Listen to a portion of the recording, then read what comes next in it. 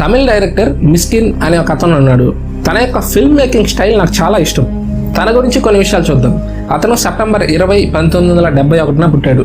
తను ఒక యాక్టర్ గాను, సింగర్ గాను, ప్రొడ్యూసర్, కాంపోజర్, ఒక ఆథర్, ఇలా చాలా రకాల క్యారెక్టర్స్ అతను ప్లే చేశాడు తన యొక్క ఫిల్మ్ కెరియర్లో. తన అసలు పేరు షణ్ముగరాజా.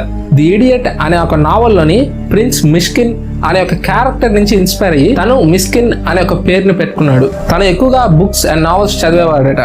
తన స్కూలింగ్ అంతా కూడా తమిళనాడులోనే జరిగింది. 2006లో తన డెబ్యూ ఫిల్మ్ అయిన చిత్తిరం పేసుతాడి అనే ఒక ఫిల్మ్ తీశాడు.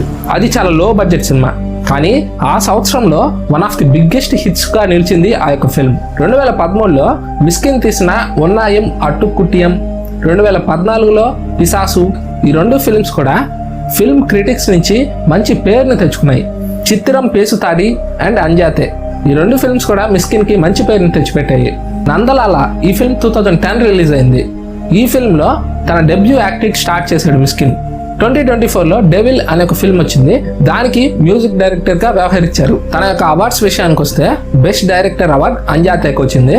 బెస్ట్ యాక్టర్ అవార్డ్ నందలాల అనే ఒక ఫిల్మ్ కి వచ్చింది. తన డెబ్యూ యాక్టర్ గా స్టార్ట్ చేశాడు ఈ ఫిల్మ్. ఆనంద వికతాన్ సినిమా అవార్డ్స్ తరపున ఈ యొక్క అవార్డు అనేది రావడం జరిగింది. మిస్కిన్ కి 2 టైప్ ఆఫ్ కాంట్రవర్సీస్ అనేటివి ఉన్నాయి ప్రస్తుతానికి. తూ పరివాలన్ 2 అంటే మన దగ్గర డిటెక్టివ్ అనే ఒక పేరు మీద రిలీజ్ అయింది ఫిల్మ్. విశాల్ హీరోగా నటించాడు.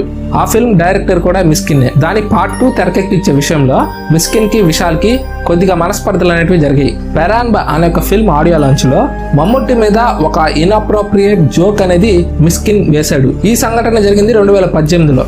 ఈ 2 కాంట్రవర్సీస్ అనేటివి మిస్కిన్ మీద ఉన్నాయి. ఏమైనప్పటికీ తన యొక్క ఫిల్మ్ నాలెడ్జ్, తన ఫిల్మ్ తీసే విధానం, ఇవన్నీ కూడా నాకు చాలా బాగా నచ్చుతాయి. ఎనీవే ఫ్యూచర్లో ఇంకా మంచి ప్రాజెక్ట్స్ మిస్కిన్ నుంచి వస్తాయని అనుకుంటూ ఉన్నాను.